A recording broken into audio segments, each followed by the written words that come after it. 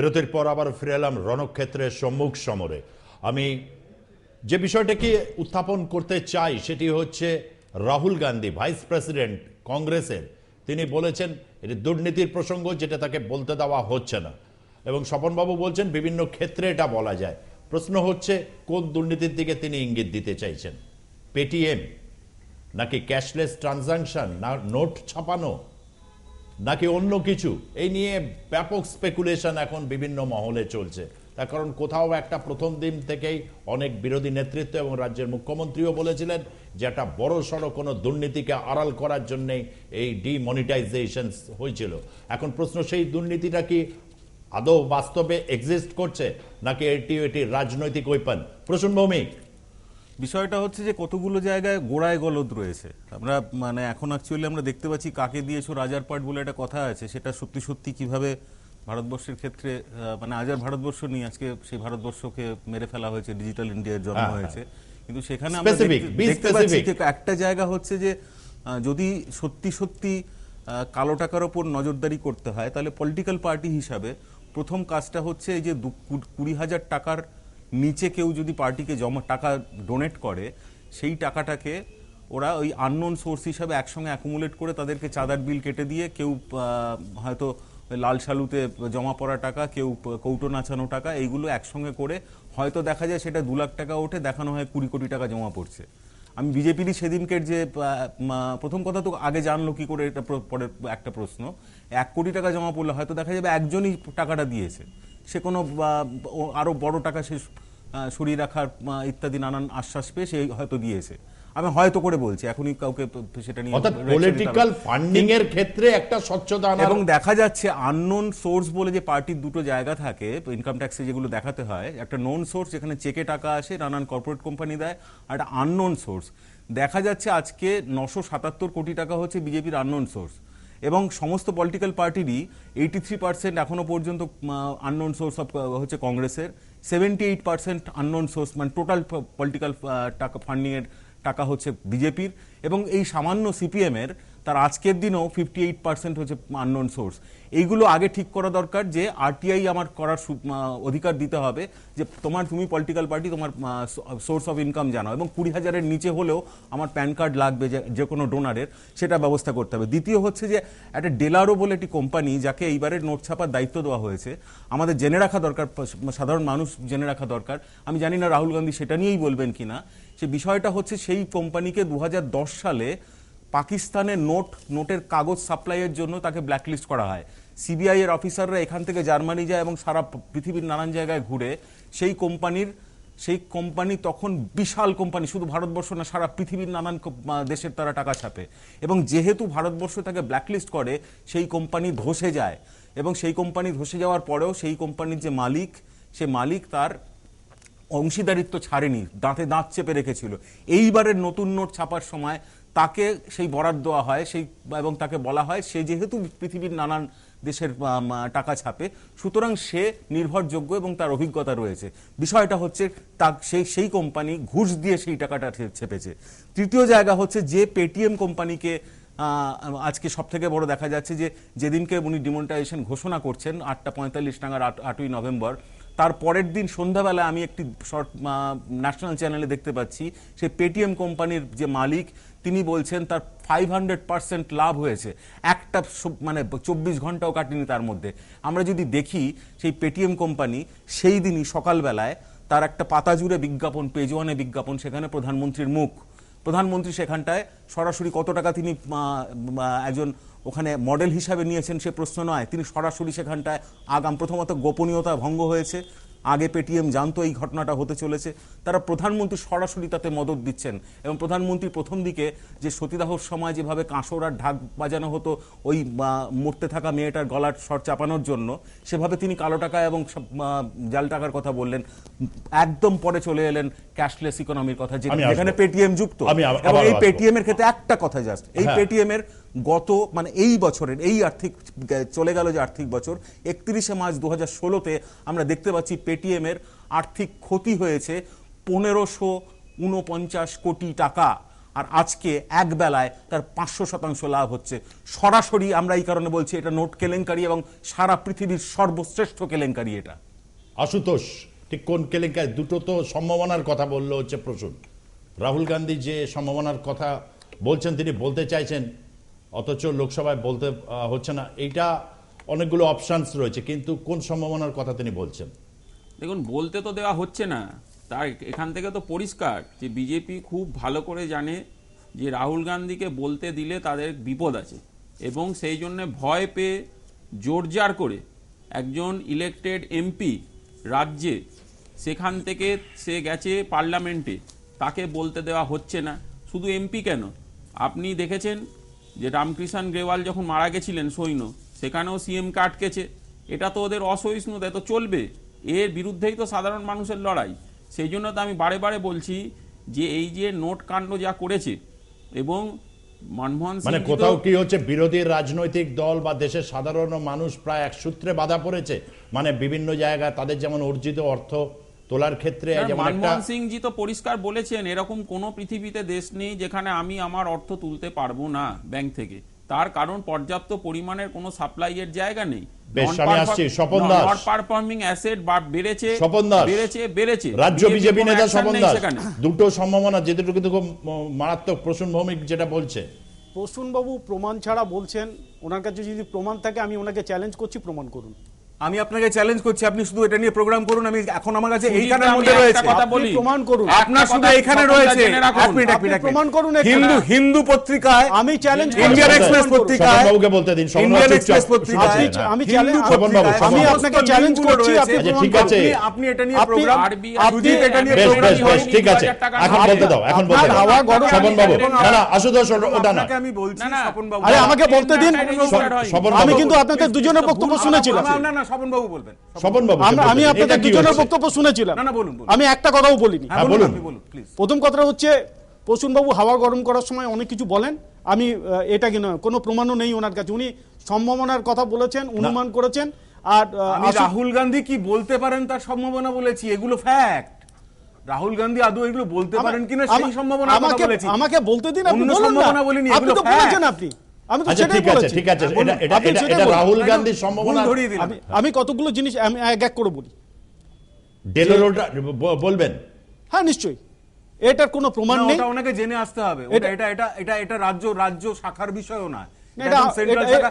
এটা- কেন হচ্ছে প্রশ্ন? এগুলো কি উনি তো জানতেও পারেন। স্বপন বাবুকে বলতে দিন না, কেন এরকম ভাবে হচ্ছে? বলুন বলুন। হ্যাঁ বলুন। ডেলেরো, কোন ডেলেরোর ব্যাপারটা যেটা হচ্ছে, উনি বলেছেন এই ধরনের কোনো ঘটনা ঘটেনি, আর এই ধরনের কোনো কারণ টারণ নেই, কোনো প্রমাণ টমান নেই। এসব একটা অবান্তর কথাবার্তা, আর এর জবাব দেওয়ার কোনো প্রশ্ন আমি মানে কোনো আছে বলে আমি মনে করছি না। আমি কতগুলো বিষয়, আমি একটা অন্য বিষয়ে আলোচনা করতে চাইছি।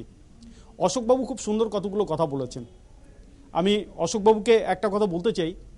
অশোকবাবু 25,51,00,000 লোক 7 তারিখ পর্যন্ত, 8 তারিখ পর্যন্ত, 8 নভেম্বর পর্যন্ত শুধু জনধন যোজনায় তারা অ্যাকাউন্ট খুলেছিলেন।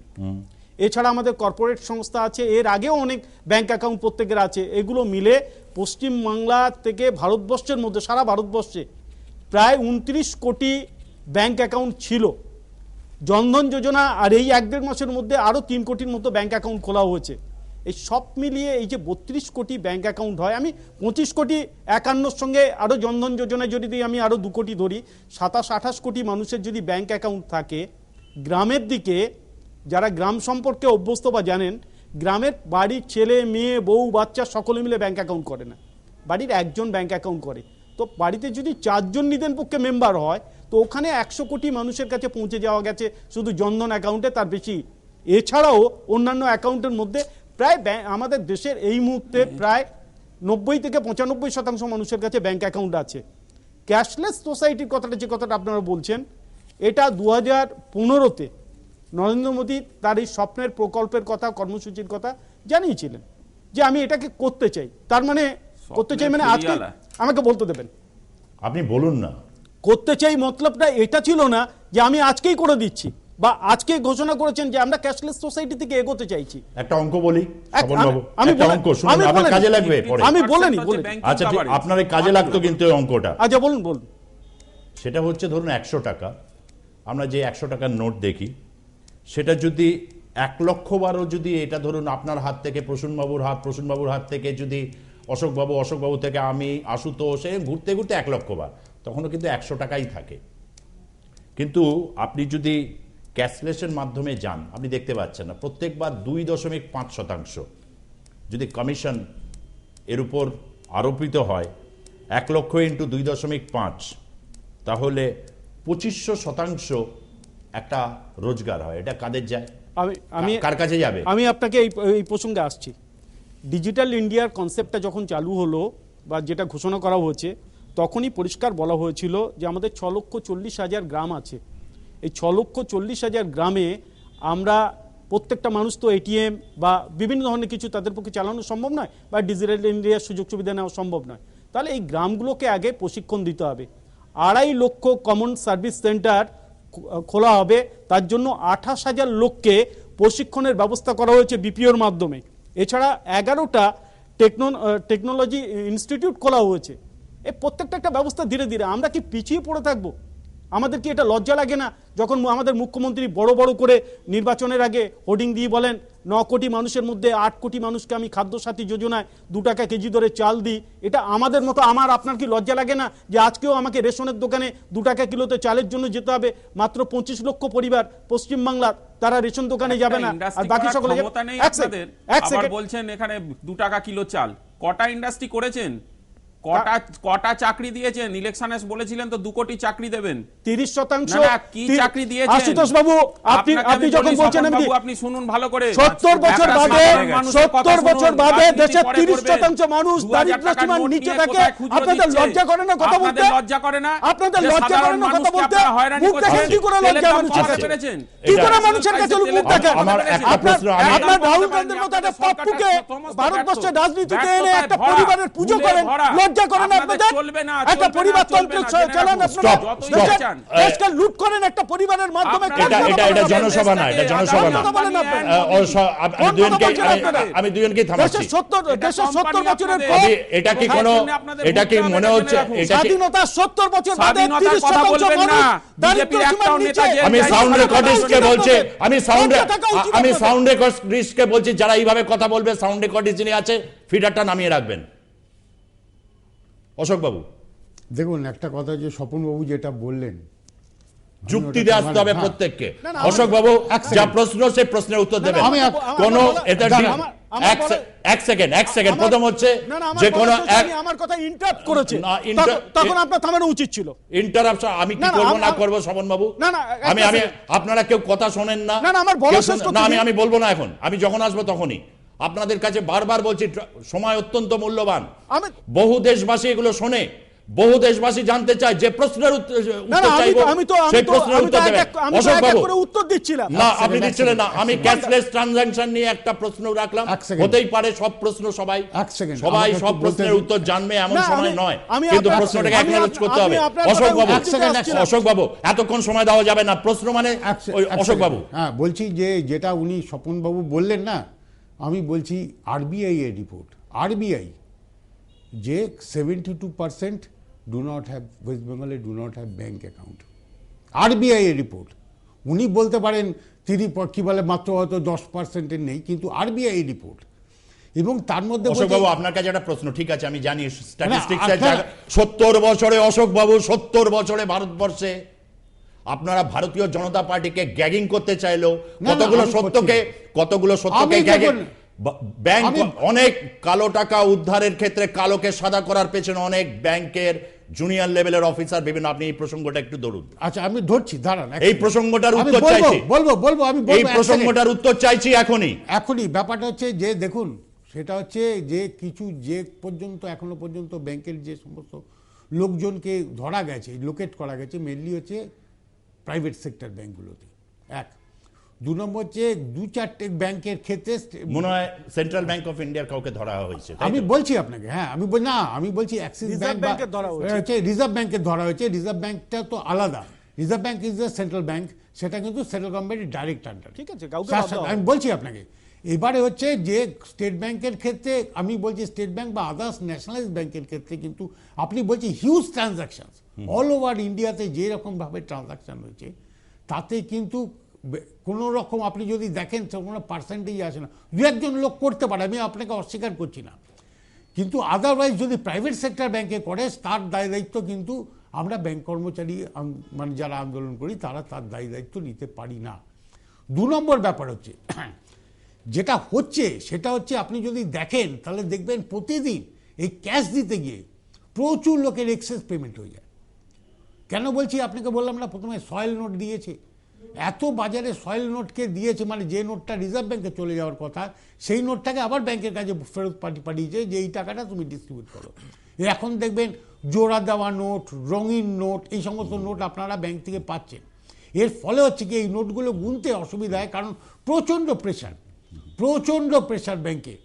এক একটা লোক আপনাকে বলছি 7টা অবধি ব্যাংকের, প্রত্যেকটা ব্যাংকের 7টা 8টা অবধি দেখবেন লাইভ জ্বলছে। আগামী আজকে উর্জিত পটেল রয়েছেন কলকাতা, আগামীকাল তিনি মুখ্যমন্ত্রীর সাথে দেখা করবেন। আপনার কি মনে হয় যে এই পরিস্থিতিতে তিনি কি বিষয়টাকে নিয়ে তিনি দৃষ্টিগোচর করতে চাইবেন? একটা কথা হচ্ছে আমরা চাইছি ব্যাংকগুলোর কাছে পর্যাপ্ত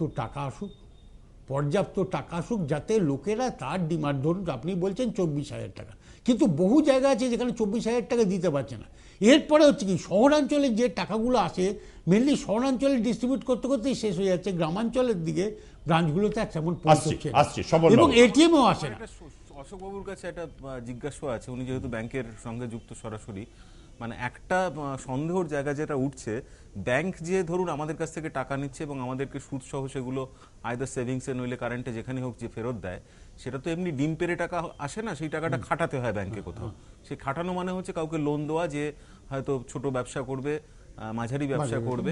এবং আমাদের এমন অভিযোগও আছে এই যে টাকাগুলো নেওয়া হচ্ছে আসলে বড় ব্যবসায়ী, মানে প্রধানমন্ত্রীর প্রিয় ব্যবসায়ীদের আরেকবার লোন দেওয়া হবে। আমি সেই অভিযোগটা সরিয়ে দিলাম, কিন্তু এমন অভিযোগ প্রফেসর দীপঙ্কর দে যেমন সরাসরি একজন অর্থনীতিবিদ, তিনি অভিযোগ আনছেন যে এর পরবর্তীকালে স্টেট মানে রাষ্ট্রায়ত্ত ব্যাংকগুলো এই তাদের উপর চাপও আসছে, এই টাকাটাকে তোমরা খাটাও, এবং সেই খাটানোর সময় আজকে যে পরিমাণ তারা শুধুমাত্র টাকা লেনদেন, টাকা ফেরতের মানে ইয়েটা তো চলে গেছে, এখন সেটা আর হচ্ছে না, কিন্তু টাকা জমানো এবং টাকা দেওয়া এর মধ্যে যেভাবে মানে ব্যস্ত রয়েছে, তাতে তারা কোনো ভেরিফিকেশন আসে, কোনো একখানা অ্যাপ্লিকেশন এলো, সে ছোট ব্যবসা করবে, তার ভেরিফিকেশন হওয়া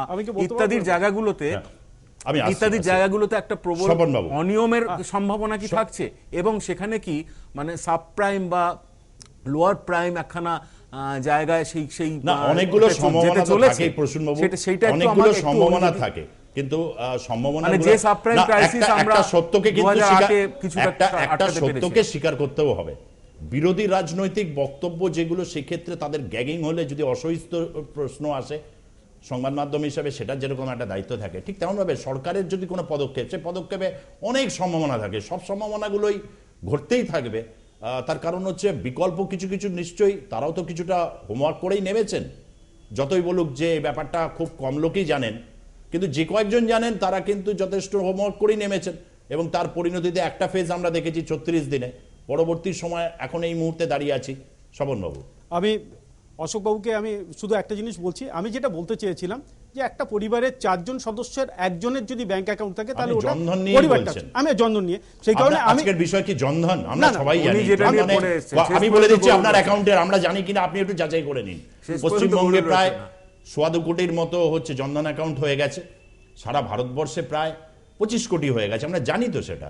এখন এটার প্রশ্নটা অন্য জায়গা থেকে আসছে, যেখানে হচ্ছে যে অনেকগুলো বিষয় আছে, দুর্নীতির প্রসঙ্গ, মানুষের হ্যারাসমেন্ট, এখনো ব্যাংকে পর্যাপ্ত টাকা নেই, অসংগঠিত শিল্পগুলো, পেনশনার্স, এরা প্রত্যেকে সংকটের মধ্যে রয়েছে। সেই জায়গা থেকে কিন্তু আপনারা কোনো সুনিশ্চিত করতে পারছেন না।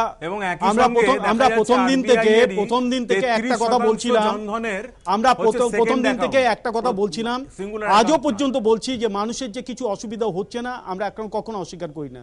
যে কোনো মৃত্যু বেদনাদায়ক, দুঃখের, আমরা এটা চাই না, অবাঞ্ছিত ঘটনা আমরা কেউ চাই না। তা সত্ত্বেও আজকের আমাদের সদিচ্ছা নিয়ে কেউ যেন প্রশ্ন না তোলে, এটা আমরা বলতে চাই। এই কারণে আমাদের কোনো লোক যদি এই দুর্নীতির সঙ্গে যুক্ত থাকে, আমরা তাকেও ধরছি না, যে হোক না কেন, আমরা কাউকে ছাড়ছি না। নিশ্চয়, আপনি বুঝে গেছি আপনার কথা।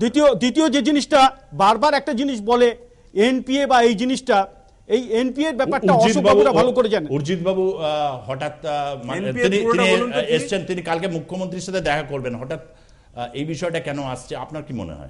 উর্জিত বাবু তো সব রাজ্যে যাচ্ছেন, আচ্ছা, উর্জিত বাবু সব রাজ্যে যাচ্ছেন, বড় বড় মেট্রো শহরগুলোতে তিনি যাচ্ছেন, সেখানে গিয়ে মুখ্যমন্ত্রীদের সঙ্গে দেখা করছেন, কি অসুবিধা সেগুলোকে শর্ট আউট করা রিজার্ভ ব্যাংকের কাজ। এটা তো ঘটনা।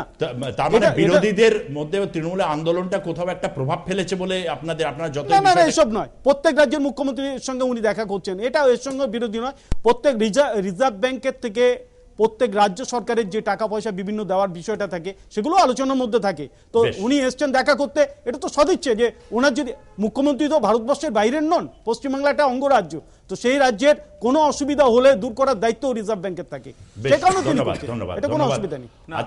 আমার শুধু একটা বিষয় বলার আছে, একটুখানি স্বপন বাবু একটু যদি মাথায় রাখেন, এক মিনিট সময় একেবারে শেষ, আমি 10 সেকেন্ডের মধ্যে শেষ করব, একটু মাথায় রাখবেন আপনাদের সর্বভারতীয় যে কৃষকদের শ্রমিকদের সংগঠন বিএমএস, আপনাদের যে আরএসএস এর নানান সংগঠন, স্বদেশী জাগরণ মঞ্চ এবং হিন্দু জাগরণ মঞ্চ কি ভাষায় আপনাদের মুখ্যমন্ত্রীকে, আমি আপনাদেরই বলবো, আমাদের মুখ্যমন্ত্রী মানি না, এই ত্যাগী এবং ফকিরের এই ডিজিটাল ইন্ডিয়া আমার দেশ না, কি ভাষায় বলছে সেটা একটু শুনে রাখবেন, একটু শুনে রাখবেন, একটু জেনে রাখবেন আমাদের আমরা গণতান্ত্রিক দেশ। একটা কথা হচ্ছে লাস্ট আমি আশুতোষকে আমি ধন্যবাদ জানাচ্ছি স্বপন বাবু আপনাকে ধন্যবাদ, প্রসূন ভৌমিক এবং অশোক মুখোপাধ্যায় আপনাকেও ধন্যবাদ, চারজনকেই আমি ধন্যবাদ জানাচ্ছি।